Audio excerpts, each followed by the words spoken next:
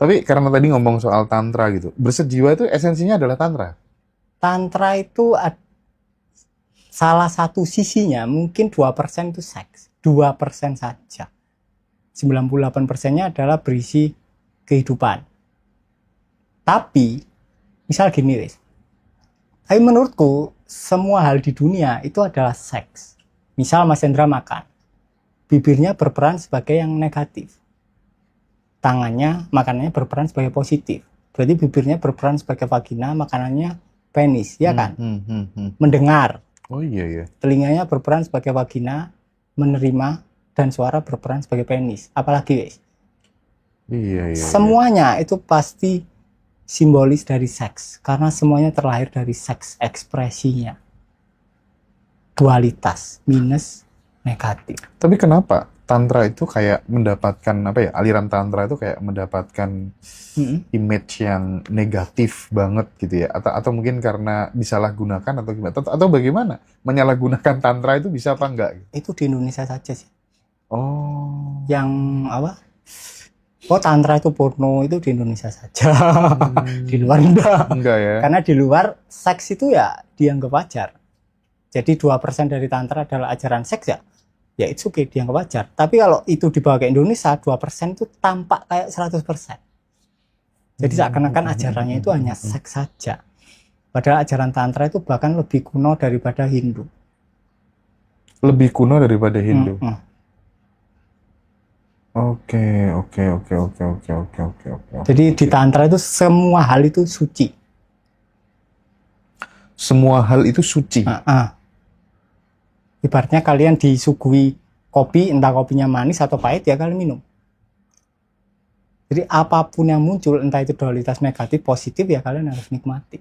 Itu tantra. Kalau kalian tidak mampu menjadi ruang bagi yang positif negatif, ya kalian tidak akan tercerahkan. Itu esensi dari tantra. Ya sama dengan orang berkesadaran dong berarti? Yes, tantra memang tentang kesadaran. Itu awal mula muncul dari mana sih, Mas? Nggak ada yang tahu.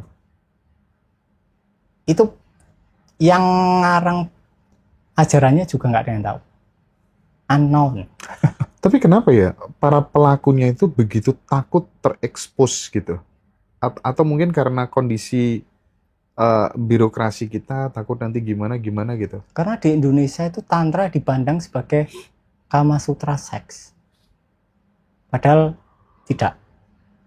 Seksnya itu cuma 2% dan tidak nggak jelas. Ya kayak cuma diajarin, ya udah kalau kamu waktu seks ya kamu harus sadar, tiap kamu goyang ya kamu harus sadar, terus gitu doang loh. Nggak ada yang aneh-aneh, nggak ada soal posisi, kamu harus posisinya perempuan di atas atau cowoknya harus gimana, ngangkang atau apa namanya, kayang, nggak ada. Ya, cuma kalian dituntut sadar di setiap gerakan seks, gitu doang. Kalau nggak salah itu cuma 2 sutra. Lainnya ya bahas kesadaran.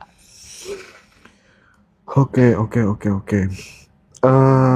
Itu Mas, kalau misalnya ini tentang vale ya, vale orgasme itu ada keterkaitan nggak secara esensial dengan misalnya kayak serat Gatholoco misalnya? Nah, kebetulan aku belum pernah baca serat Gatholoco sih. Gitu. Intinya adalah vale orgasme itu adalah ini. Ya kalau dia kan si tokoh ini kan tidak akan mengeluarkan spermanya kalau kemudian tidak ada motif untuk kemudian lahir sebuah kehidupan baru gitu maksudnya. Oh. Jadi ada ini. Jadi bukan hanya sebatas tidak keluar sperma. Intinya aslinya bukan itu. Tapi vale orgasme itu adalah ketika kalian melakukan seks doing, kemudian kalian arahkan ke sex being, identitasnya akan lenyap. Kalian tidak akan teridentifikasi dengan Riko ataupun Sinta. Ketika 2 orang hening, yang ada adalah satu kekosongan. Nah, di situ ada penyatuan. Iya. Di situ cinta mulai mereka. Nah, itu vale orgasme. Oke. Di situ cinta mulai merekah. Keren. Masih ada ya kelas vale orgasme? Masih ya? Iya, teman-teman bisa daftar kelas bersejiwa juga di Ngaji Roso ya sama Mas Riko.